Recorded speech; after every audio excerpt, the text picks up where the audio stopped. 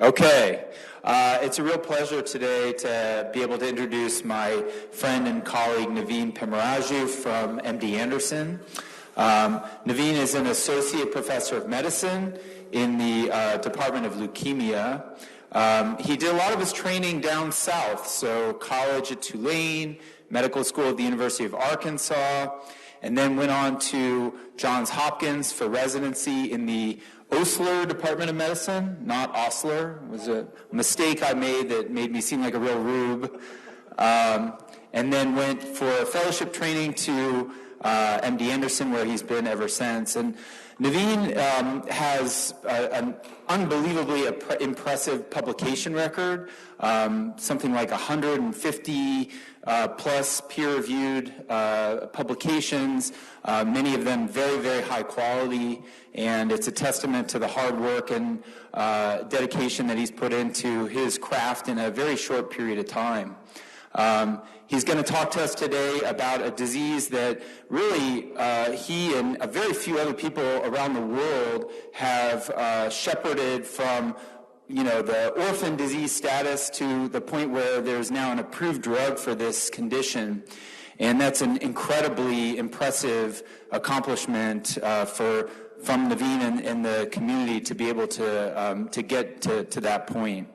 And then just one last thing, I was thinking about the introduction here of really a person who's a good friend, and was paging through his very impressive CV and came to a section of medical-related poetry that Naveen has published in various contexts. And I just immediately got excited because I thought, I'm going to stand up here and read some of this and make fun of him. But it's really, really good.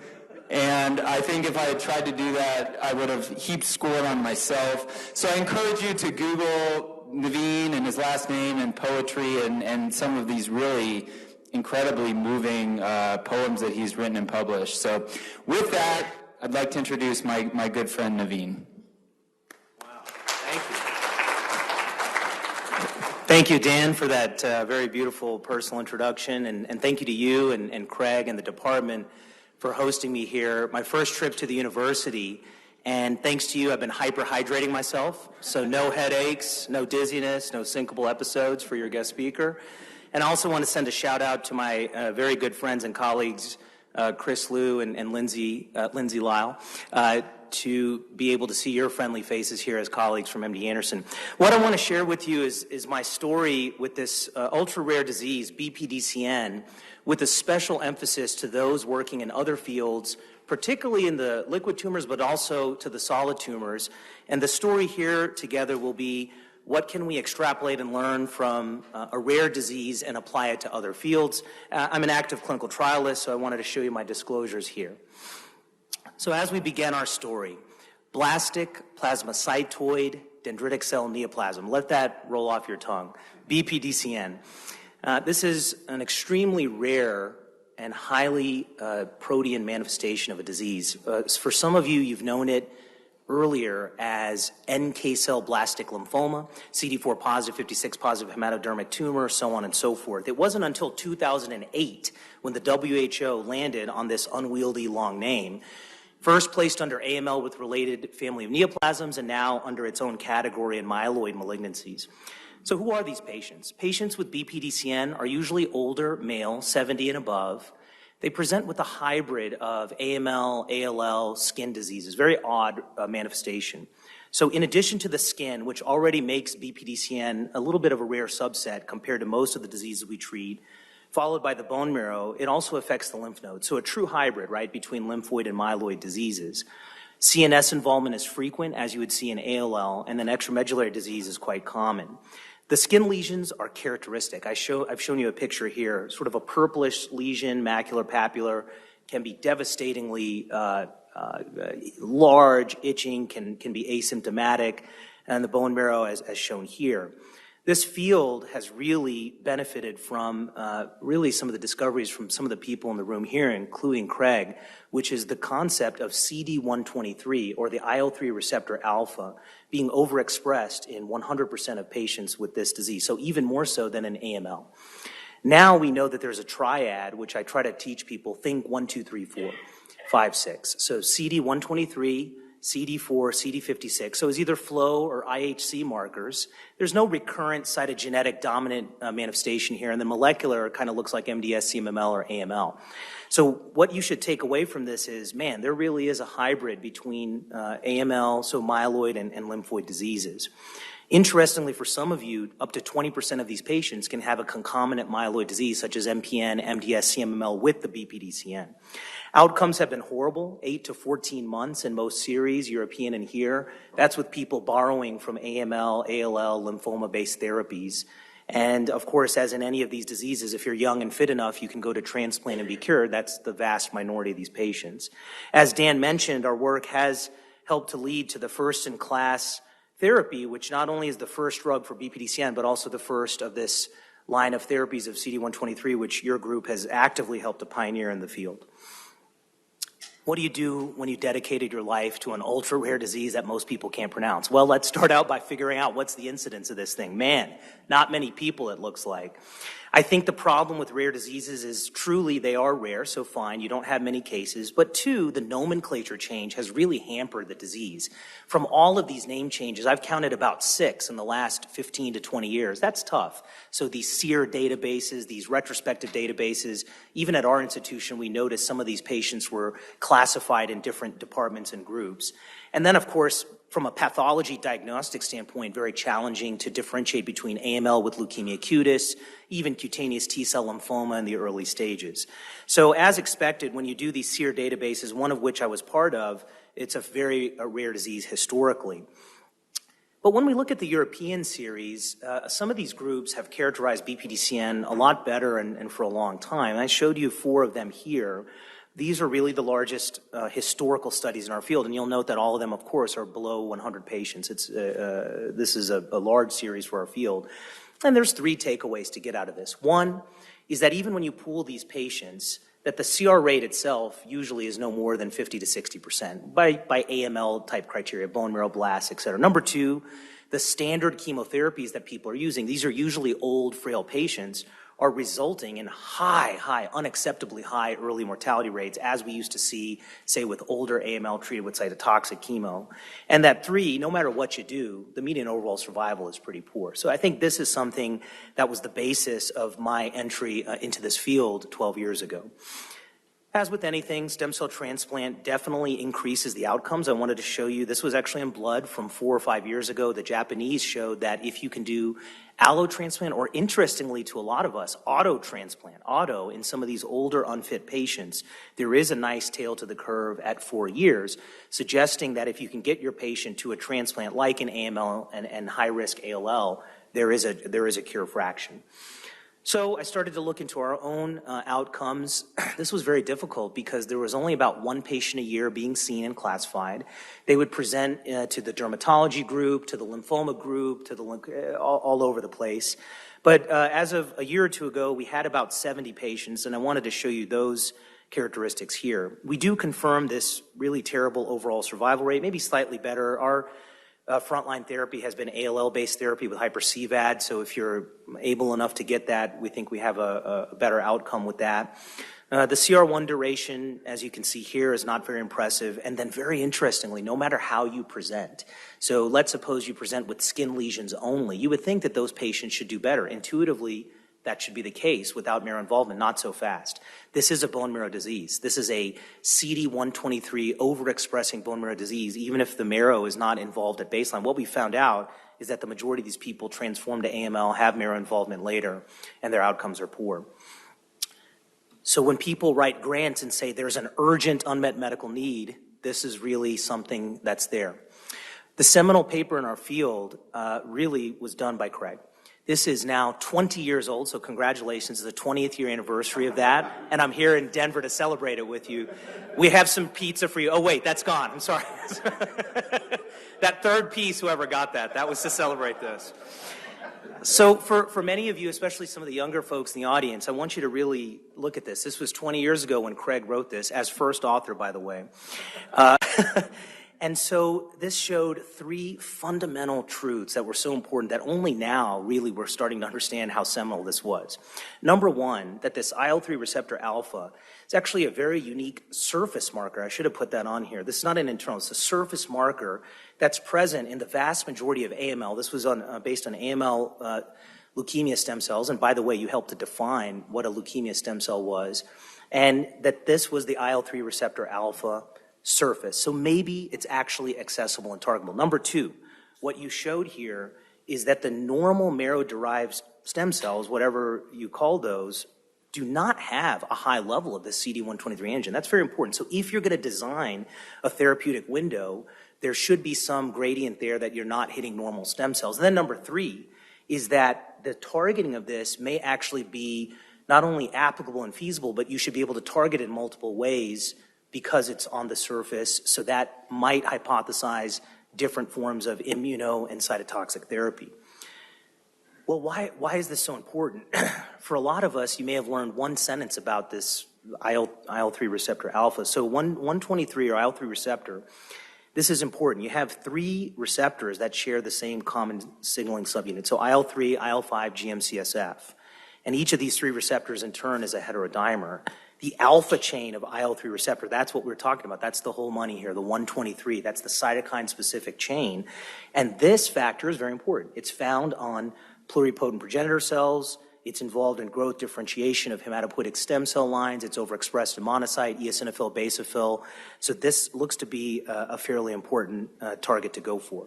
In parallel to Craig's work, in the 70s and 80s, you have this concept that there's a toxin, not fairly new that a toxin can kill cells, right? But that the diphtheria toxin, in addition to being a possible carrier or a Trojan horse molecule, may have anti-neoplastic activity, possibly in the lymphoid space. Thorpe and Ross showed this. This is in the 70s and 80s. So keep those two fairly disparate parallel stories in mind, because that's what gives rise to this. So based on these two principles, the approach was, if CD123 is then overexpressed not only in AML, but also in this rare AML subtype, BPDCN, can this be exploited for therapeutic targeting? So a series of studies from our French colleagues showed that, in fact, this is true, that in vitro and in vivo, if you target the 123, and the drug that was available at that time, DT-IL3 by Dr. Art Frankel, was a truncated diphtheria toxin payload fused to a human recombinant IL-3, based on exactly what I just showed you, the two scientific stories. But now we're not in AML anymore. This is the first time I'm showing you data specific to the rare BPDCN field, starting to make the case that maybe this is a different entity from AML. So based on this, we entered into a pilot phase 1 trial. This was published in Blood in 2014 with Frankel as the first author, with me as the fourth author. And we put a huge number of patients at that time. It was 11 patients, 9 of whom had the 5 doses of the drug. And so we found that the majority of these patients, 7 out of 9, 78%, had not just a response, but a major response. The majority of those CRs, several of those were durable. Interesting to some of you, there was only one cycle of drug available. This is before there was a sponsor and a company involved. This was an investigator-initiated program. So this was published. Fitzgerald from the NIH gave a nice editorial and said, hey, this could be a possible breakthrough. Let's investigate what happens for this field of CD123 and targeting. Well, that's what I've been working on for the last 6 years. So what happened was this led us to, now we have a sponsor at this point. There's a company, Stemline. And we set out to do the first multi-center prospective phase 1/2 clinical trial with 3+3 classic design. It's actually the same molecule as the Frankel drug, but it had to go through rigorous testing and be able to be mass produced. And so the summary is shown here, and then we'll look at the details in a moment. But basically what I'm going to show you is that ultimately for the first 2 phases here, we had 47 patients, built on this principle that all patients have overexpression of the target 123. The drug exquisitely is targeted against that, and we'll show you the results here in a moment. So we set up the design like this. Stage 1 was a classic 3+3 on the left, including frontline and relapse refractory patients. The drug, which had been tested before in the Frankel experience, started out again at the low dose, 7 micrograms, escalated to 9, 12, with one more level included. The drug is an IV drug. It's given as a 15-minute infusion in the inpatient setting, adequate pre-medications. 5 days in a row with a window if you have to miss a dose on a 3-week cycle. Stage 2 was an expansion. I'll show you all these results in a moment. Frontline and relapse refractory again. At this point, we did not reach an MTD, but we had an efficacious dose. 12 micrograms was selected to move forward by investigator consensus. And then we did do a stage 3, which was a pivotal or confirmatory. This is working with the regulatory agencies, and this focused only on frontline patients at the target dose. Now, before I show you all the good stuff, I want to show you the inclusion criteria because people usually gloss over this. Don't let them, right? So when you look at a paper, what's interesting about this group? Well, we definitely reflected a real-world group of patients, as you'll see with the age, but I want you to look at the highlighted portion here. In the early Frankel trial, it's a diphtheria-based drug. It's hitting CD123, which is present on endothelial cells. There was a signal for vascular leak or capillary leak syndrome. This did result in fluid retention around the heart and lungs and could be potentially an important signal. So for the sake of the trial, it started out at albumin 3.0 and higher, but there was one early death by capillary leak syndrome, and so we amended it. Even though it doesn't seem like a big deal, 0.2 points, actually we did have screen failures and other people, and it basically highlighted you to say albumin is the single most important predictor for this toxicity and side effect for this new program, right? So albumin 3.2 and higher. The exclusion criteria is actually fairly standard for any of these new therapies, and so let me show you some data.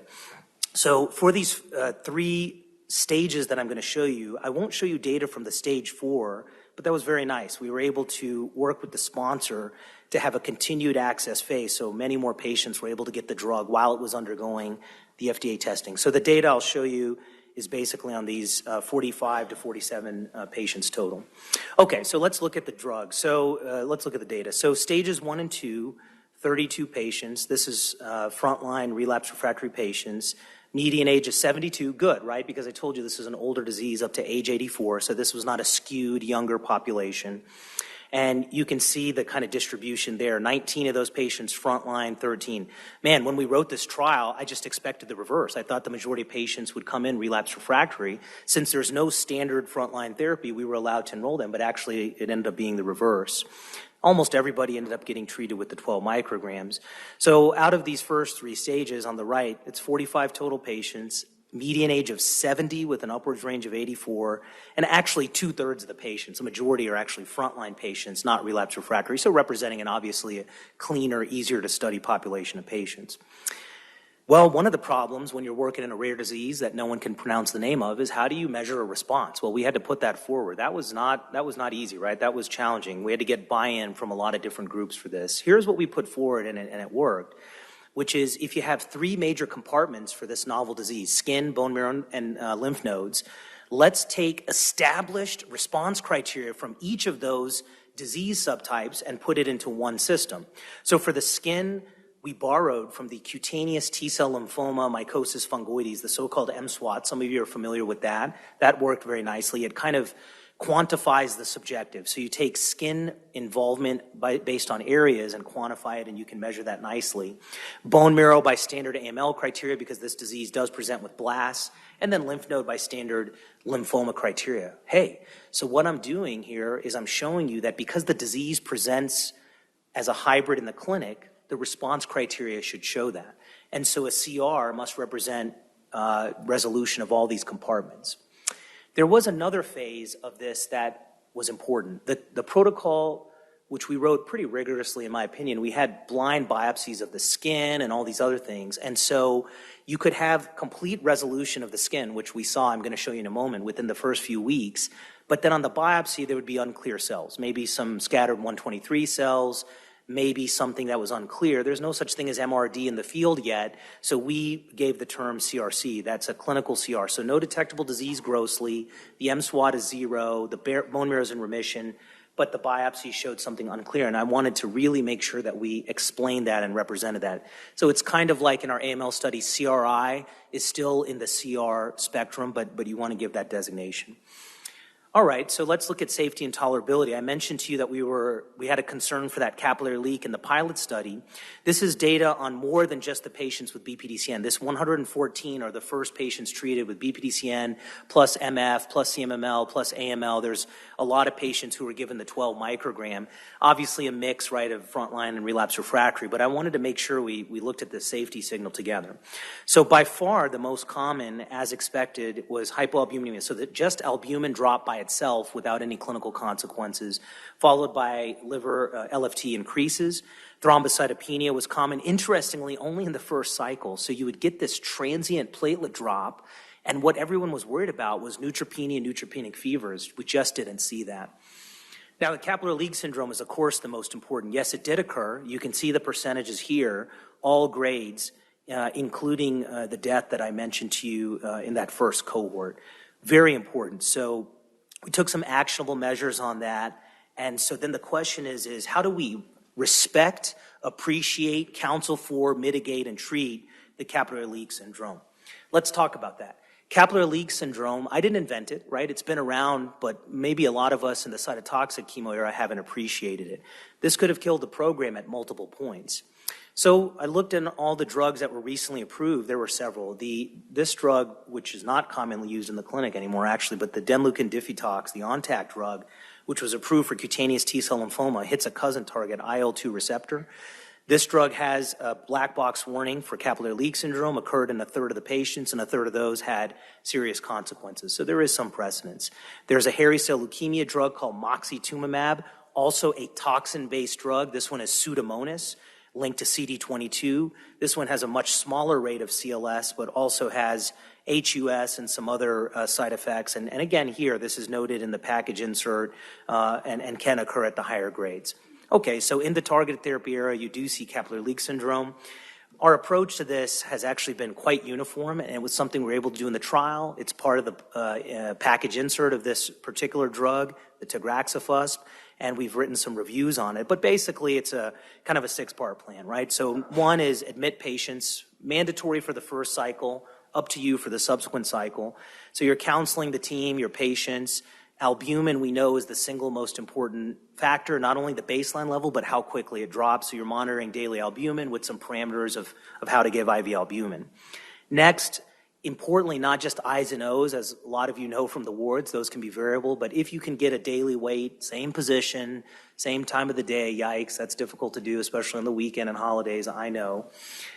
Get the daily weight and really make decisions based on that. On the clinical trial, we held the dose of the tagraxofusp drug if it's 1.5 kilograms or higher in one 24-hour period. That's a lot of weight gain, and you do see that. And then finally, let's put in the human element, a little bit of clinical decision-making. If someone needs diuresis with Lasix, et cetera, be aggressive with that. And then if somebody actually develops the capillary leak syndrome, as shown in the last two bubbles here, go for aggressive management. So steroids, diuresis, ICU transfer, vasopressor, et cetera. So we were developing this in parallel to the ubiquity of CAR T. So this is different from CRS, right? So you may be familiar with that, but this is CLS, capillary leak syndrome. You'll see some commonalities, but these are two different entities. All right, so back to the trial. So we're going through the trial. We're seeing some patients with early stage and late stages of this. How did people do? This data is on a total of 42 patients, all of whom received the 12 microgram dosing. So among the 29 patients in the frontline treated group team, 90%, 90, or 26 out of 29 had a major response, of which 72% were CR, and some of those were the CRC, as you see here, several of those actually, 7 and some CRIs. In addition to that, which was clinically meaningful, it was that 5 patients had a partial remission. So you can imagine who these patients were. You came in with bone marrow skin lymph node disease, you had bone marrow remission, but maybe your skin lesions did not go down all the way. They went down 59% by the MSWAT. Those people were still able to go to stem cell transplant, get subsequent cycles, et cetera. This was a surprise to us. Remember, I showed you the median age of 70. We were able to get almost half of these patients in the frontline setting, 13 out of 29, to a transplant, the majority of which were allo. I was swayed by this auto data, so I did send 3 of our patients to auto. You can imagine who those were. They were older patients, frail, skin-only disease, people who we thought may not be able to withstand the allo. But the concept here is we didn't have a lot of neutropenic fever. You didn't have people's hair falling out. We didn't have a lot of admissions for the traditional AML leukemia stuff. If you're managing the capillary leak syndrome and the albumin okay, we were able to get way more patients than at least what I personally thought we could to transplant. Relapse refractory, of course, another story, modest as always. 13 patients total treated, only a third of those patients achieving a CR. One of those patients was bridged to a transplant, but overall, as you'll see from the Kaplan-Meier's, a really, really, really aggressive disease. So again, reminding us that we had some success with the frontline patients, but the relapse refractory still represents an urgent unmet medical need. Now, I want to show you the stage 3 in particular. So if you remember, we did it in a 3+3 phase 1, then we did a standard kind of efficacy phase 2. In working with the regulatory agencies, this was very helpful guidance, which is it's a small number of patients, so within the same infrastructure, let's do a so-called trial within the trial. So this was a stage 3, only focusing on frontline patients because that's where the signal is, and then a statistically pre-specified endpoint to be able to meet. And basically this was conducted. It did meet whatever the endpoint was, which was a CR rate. And here you'll note it's a little bit lower actually, right? 54% CR/CRC rate out of 13 patients.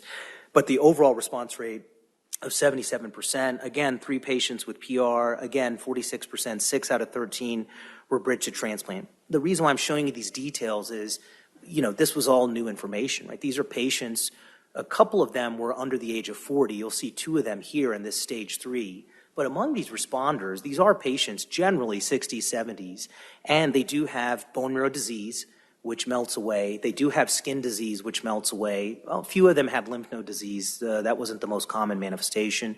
And as you can see here, we didn't want to take any chances, so we sent anyone and everyone who was feasible to go to a transplant. So what does this look like in the clinic? I showed you all these numbers. This was one of my patients, a 7-year-old gentleman, frontline patient, single cycle of SO401. His quality of life was so bad that he didn't want to leave his house because of the disfiguring nature. Here I show you in a generally covered up area, but these are on the face, everywhere else. He felt that he was given his life back. This is after a single cycle. This is another patient from our New England Journal paper, same thing. This is a female patient, disease everywhere. Sometimes these patients, they can be itchy, they can lead to secondary infection, skin breakdown. So it's not just a cosmetic clearing of the skin in these patients.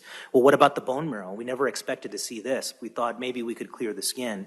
If you look at this visual graph here, no matter where these patients started with the bone marrow blasts, they did come down, and they came down quickly, both in the front line and in the relapse refractory setting.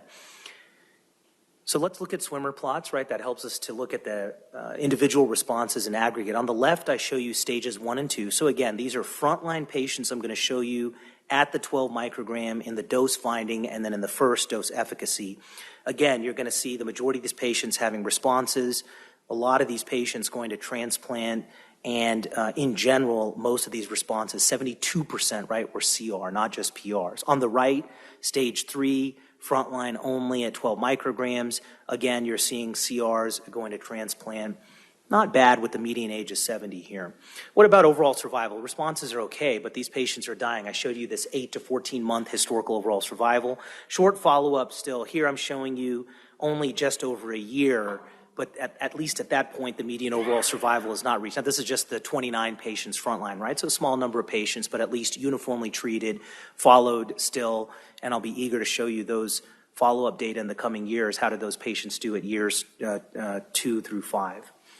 And then again, this is just from the paper just to show that we did put these 2 graphs that I showed you in the New England Journal paper to at least characterize the 29 patients at that time.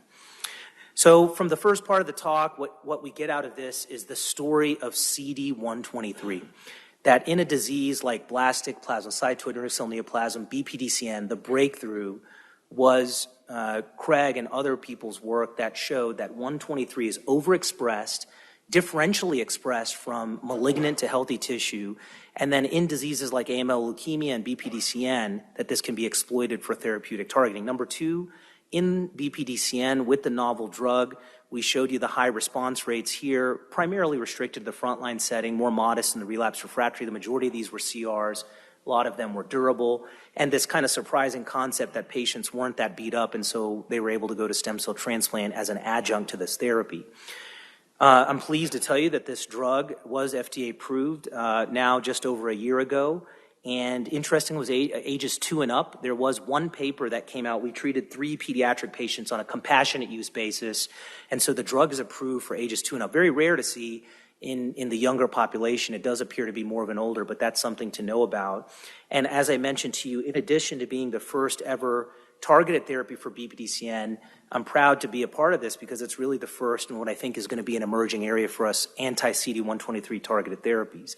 Now, the key for most of you here in the audience, that's great for our rare disease, but we are actively testing this drug and other 123 drugs in 123 expressing tumor types, which include but are not limited to MDS, CMML, AML, myelofibrosis. In fact, I just presented ASH oral presentation for this drug, tagraxofusp, and myelofibrosis phase 2 ongoing. So there is some interest there.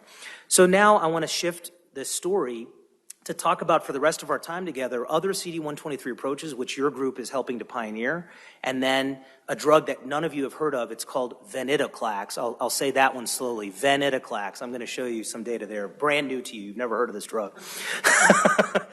So after the drug got approved, this is right the day before the government shutdown, by the way, Dan, so I didn't mention that to you. So this is just before that. So if you look back, I guess December 20th or whatever was the government, that lasted for several weeks. So this drug and I think a drug for atypical HUS were approved.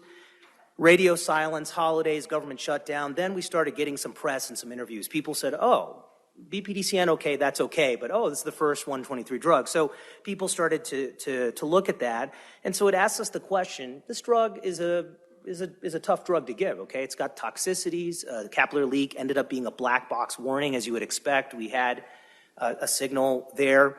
And so what else can we do here? So I had a great morning talking to several of your colleagues, including Craig and Dan, and there's a lot of excitement in this field, but not a whole lot of data. CAR T therapy, that's on everyone's mind. There's a few constructs. Probably the most notable is Steve Foreman's at City of Hope, which is now being called the Mustang Bio construct. It's an autologous CD123 CAR with EGFR truncated kill switch built in. There is a French company with headquarters in Paris and New York that we're working with called Selectus, which has the first allogeneic or off-the-shelf unmatched 123 cells. And that's currently ongoing, led by our group and the Cornell group. And then, of course, there are other CAR Ts that are coming every day, right? So you know about the ones in the lymphoma and myeloma space, but there are other ones coming in AML, 33, 123, CLEC12, CLL1, right? So a lot of these exciting targets. Well, you can target 123 through some other ways. Monoclonal antibodies, ADC. My colleague, Dr. Neville Dover, is leading with several groups, the IMGN, Immunogen. I'll show you some exciting data on that. And then, wow, a lot of excitement, I guess, for the bispecific approaches, some of these companies that you're working with, some other ones. Again, most of these focused on AML. Some of them are working with me and my group for BPDCN. So first, let's talk about CAR T, because that's a lot of the future for some of us. This is the Selectus construct that I show you here. Very, very novel design, right? So this is allogeneic, healthy donors, unmatched cells. The concept here is this is a 4-1BB, the same construct that you're used to from the others, but instead of 19 or 22 or whatever, you have the 123 as the target. It has a unique suicide gene built in, so-called RQR8, which can be triggered by rituximab of interest. And it has a novel technology called TALEN, I guess similar to CRISPR technology to knock out the TCR to avoid GVHD. This is in its infant stages. I mean, I literally have almost no data to show you except to say it's on clinicaltrials.gov, okay? It's there. We treated one patient with BPDCN. As you might imagine, I was eager to do that. This was an older gentleman. I think he was 78 at the time. There was a press release about it, so this is public information. He actually died in the first week and a half after getting the CAR T cells.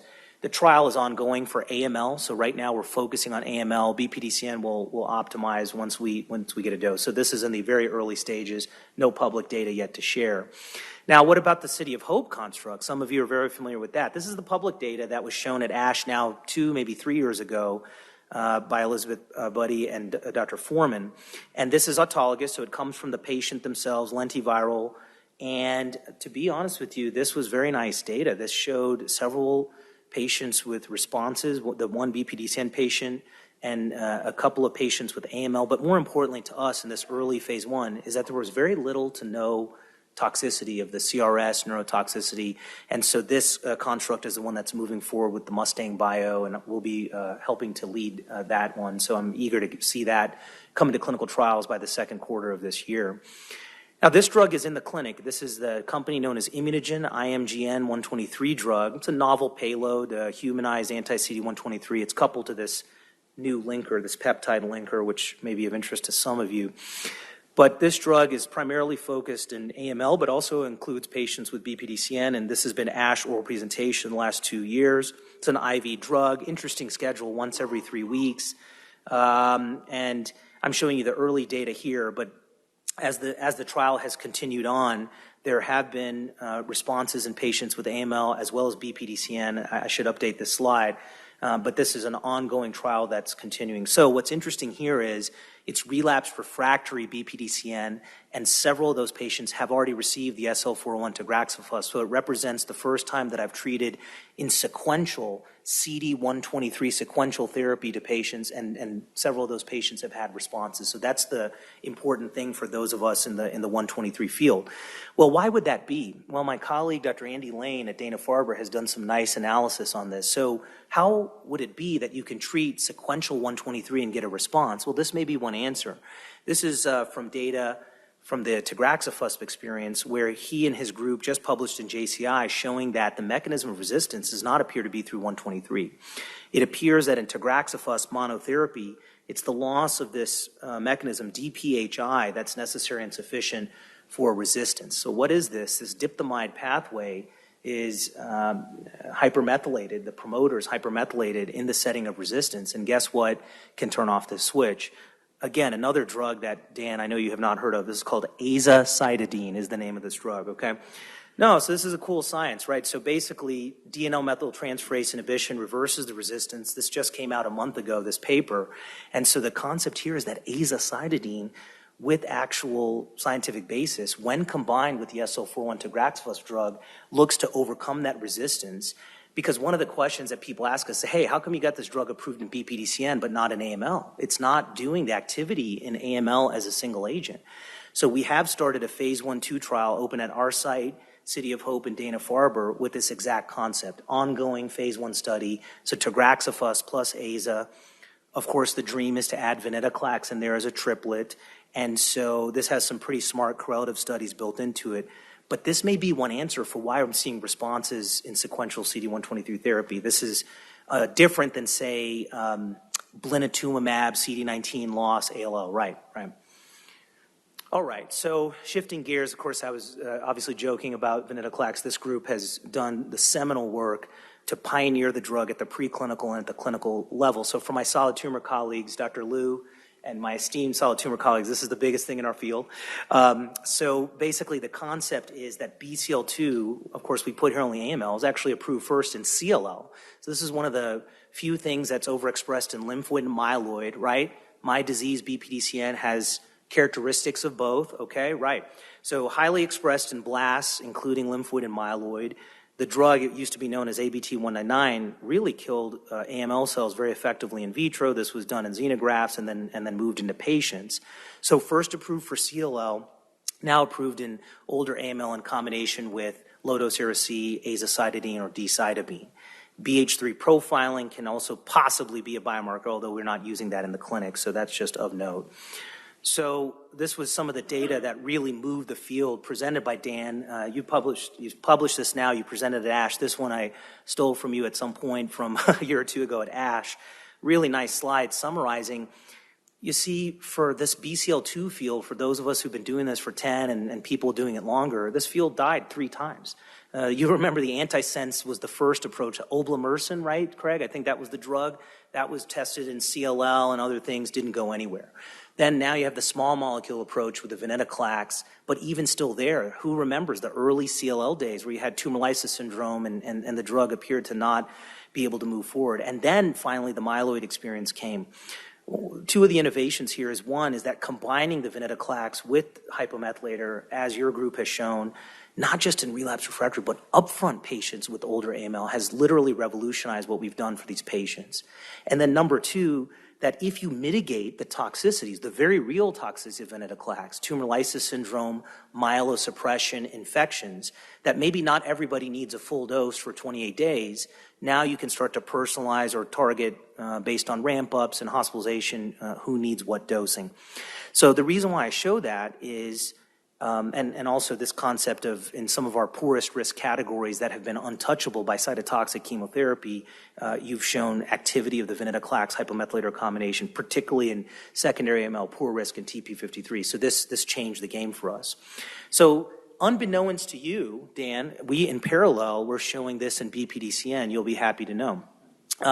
So there were a couple of concepts here. In Europe, going back 5-6 years, the Sapienza and some colleagues showed, this is interesting, IDH1 and 2, small percentage of cases with BPDCN were mutated and expressed, and that BCL2 itself looks like it's significantly overexpressed in BPDCN, not just AML, and actually higher than AML and higher than controls. And then this CAL1 cell line is one of the 2 or 3 BPDCN specific cell lines. Okay, so that data was out there. That's about 6 years old. So our group and the Dana-Farber group wanted to explore this further. So this is RNA-seq, BH3 profiling, and 2 different BPDCN xenografts.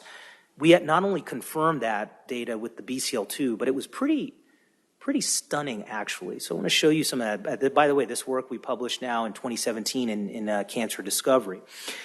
So the first thing is, yes, there is actually a cell line for BPDCN. This is the first one. This comes out of Japan. I think it's about 10 years old. It's called CAL1, specifically BPDCN only.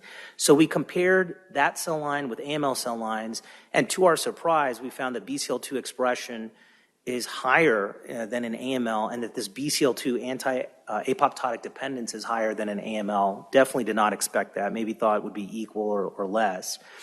PDX models showed that response of venetoclax was immediate, exquisite, and long-lasting. Then we took it into 2 different patients.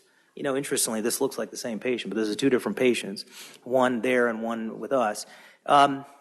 Massive skin lesions. Okay, I showed you some skin lesions earlier. Both of these patients had targeted therapy before, the 123 targeted therapy. They had other therapies, and this is both of them received single-agent ven. Interestingly, one is AML dosing, one is CLL dosing on a compassionate use basis.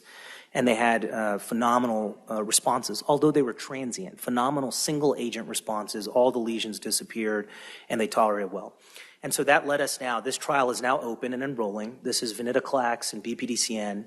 And it started out as a single agent. We're establishing the safety, and we're going to be moving to combination with hypomethylator. So literally mimicking after the older AML experience. I think here as well, important to watch out for tumor lysis syndrome, because with the skin lesions and lymph nodes, so definitely following what you guys did in the early. And then again, as we've all talked about, to include some smart, rational correlative studies, right? Mitochondrial apoptosis pathways, BH3 profiling. No one's really gotten a chance to do that in our disease, and I think it's something that we owe you and your group, Dan, for the AML side to kind of inform them. Now, as you know, I'm not going to wait for that, okay? So in the clinic, once we, as Lindsay knows, right? So once we saw that, you know me, I mean, I got really excited. I mean, this was really a miraculous case. I showed you that the picture really captures the skin lesions. They melted away with ven. Okay, so what do? I need, this trial is going to take years to read out. The drug gets approved for AML because of Dan and our group and other efforts. So I said, okay, let's go for this. So we combined, so hyper-CVAD, the ALL regimen is our top regimen for BPDCN in the historical, okay, the ALL-based approach. We were already combining it with ven for ALL. There's a protocol for that. So we used that recipe for BPDCN.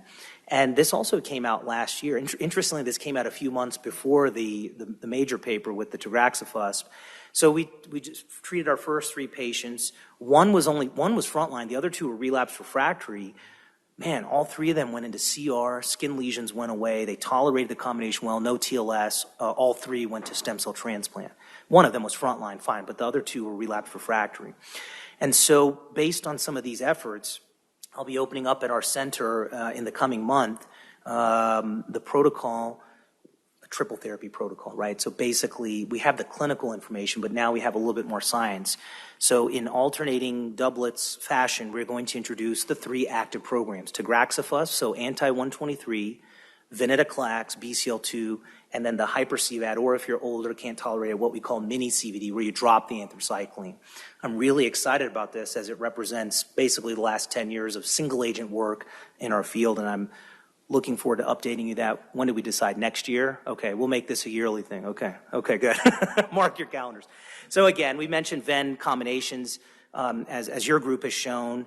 Also with one of my colleagues, Dr. DiNardo, who's been active in the venetoclax space, we also published a paper combining with hypomethylator in the off-protocol setting in a few older patients, showing that this can be feasibly done in BPDCN. I mean, a lot of this parallels what you guys have done in AML, but it was exciting at the time, okay? So with the remaining time that we have here, just wanted to quickly show you the future projects that we're working on. So one thing that's been tough in BPDCN is just diagnosing the darn thing, right? It's rare. You have to convince the pathologist, yes, this entity exists. No, I didn't invent it. It's there in your WHO book. So there's no recurrent cytogenetic, but several groups have shown MYC, MYC, which we know from Burkitt's and lymphoma, and then also MYB. So some of these family of alterations, maybe 10 to 20% of patients. So in your tougher cases, maybe you want to include FISH and look for this and make sure you're differentiating from high-risk lymphoid processes. At the molecular level, very interesting. Even though the cytogenetics looks like a lymphoid, the molecular looks like myeloid. Almost 100% of the mutations that we've found historically are the bland usual mutations in CMML-MDS, TET2, ASXL1, NRAS, P53. And we found that just with our own, I think you guys do a 53 gene panel. We're doing an 81 gene panel. That's what we're seeing in the clinic. I showed this at ASH a few years ago. In addition to TET2 mutations, possibly of interest to several of you if you're interested in CHIP and some of these others, you'll have people whose skin-only disease, bone marrow is completely negative, but they still have a TET2 mutation or a variant. Did you have CHIP, and that's what you're seeing here? Well, right now you don't have CHIP because you have a malignant disease. Is this the driver process? I have ongoing collaborations across the country trying to answer this question. So this kind of helps remind us that this is a stem cell bone marrow disease. We had a small grant that resulted in a nice paper that just came out, basically to start to try to answer these questions, and specifically we wanted to look at transcriptome profiling, which several of you have done in the AML space. There's a supposition that some of these diseases, MPNs like myelofibrosis and BPDCN, are sky high in cytokines at baseline already, and so their response to therapy and the modulation of these may be important as you go through the disease course. And so we were able to do this. It's a small number of patients. It's less than 10 samples that we had, but we compared it to TET2 mutated AML and compared it to CLL. And what we found is, yes, TET2 is the most common mutation. Fine, we knew that. But we found a couple of other new factors that are shown here that are higher in BPDCN versus AML. Some of them are part of the normal plasmacytoid dendritic cell PDC process, so that's not surprising.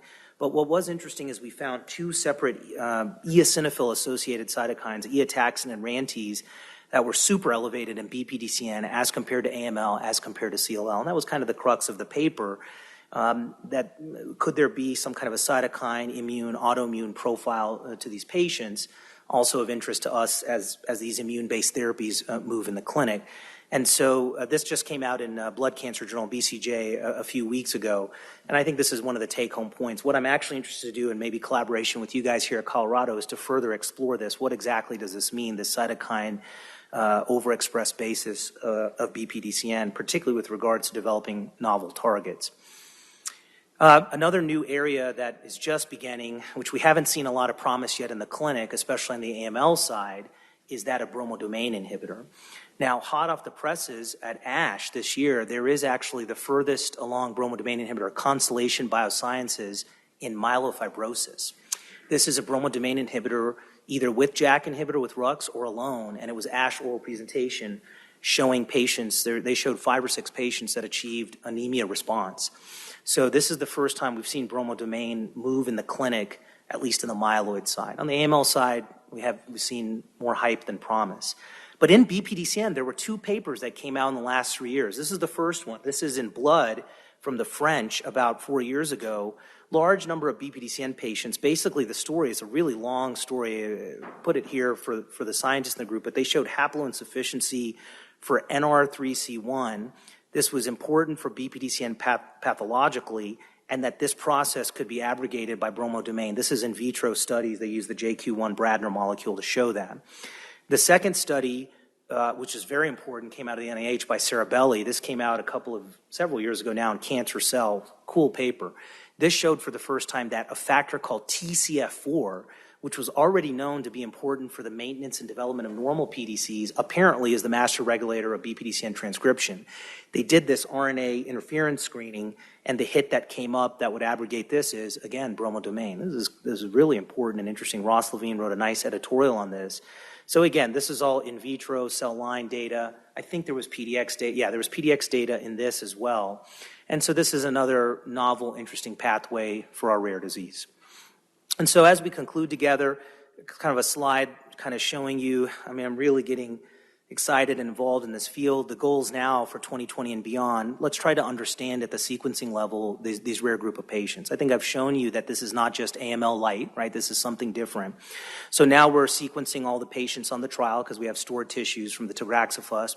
Let's look at post therapy, primary responders, those who failed. I think that'll show some interesting science. We're looking with our HemePath colleagues. This TCF4, we've designed a dual stain, TCF4 CD123, which we think is specific in almost 100% of cases, specifically to help you differentiate and diagnose from AML leukemia cutis and this rare disease.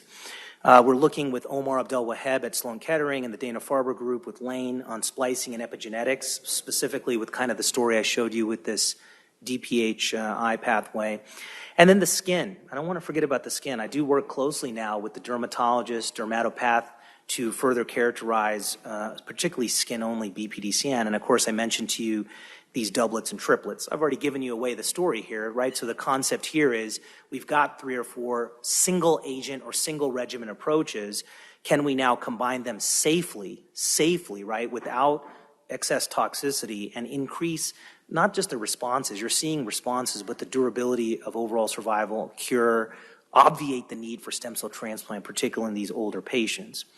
And finally, as we wrap up, I get asked this a lot. As some of you know, some of my friends and colleagues, I am active online and social media. This started a few years ago, particularly because of my passion for rare diseases.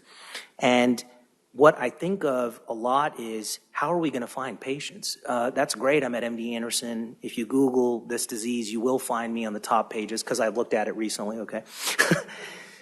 But this is my life. I've dedicated my life to this. So as Kevin Costner in Field of Dreams once said, if you build it, they will come, right?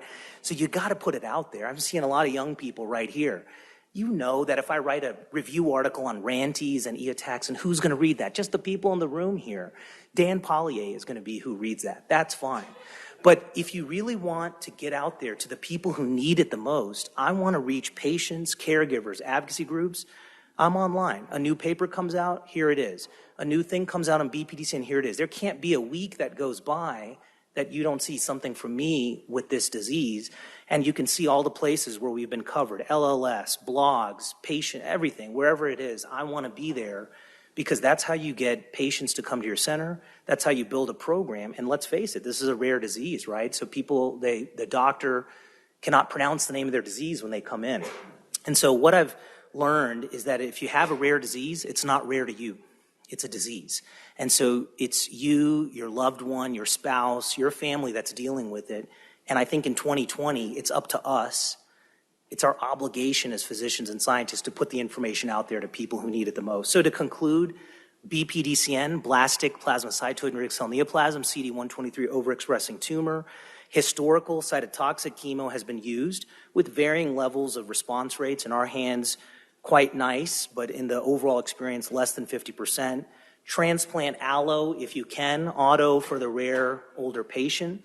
And then the SL401 tagraxofusp, I showed you the early data, but some toxicities, not every patient can get it. I think the urgent unmet medical need, as you heard, is the older unfit patient. Dan and I have had several of these patients who come in who cannot get the new drug, who you may not want to give cytotoxics. So can you develop the Ven-Aza program for these patients? Very nicely you can. And then we do have a host of clinical trials, including CD123, BCL2, and other combinatorial approaches that are in the works specifically for BPDCN. And with that, I'd like to pause and thank my team, particularly Dr. Marina Konopleva, who's been my colleague and mentor in this space, Dr. Kantarjan, our chairman, who's definitely allowed me to pursue this ultra-rare disease at a high level. And I'd like to send a shout out to my external collaborators, some of whom many of you work with as well, who've either collaborated with us on samples or patients to get the word out there. And with that, I'd be happy to take any questions. Thank you so much.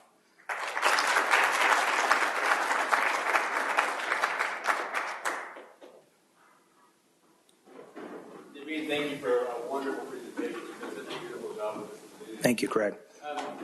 So you pointed out sort of what we all expect in your SL401 trial, that the upfront patients had a great response rate and less than the relapse. But from the standpoint of a therapeutic target, it's not entirely obvious why the relapse patients are necessarily Right.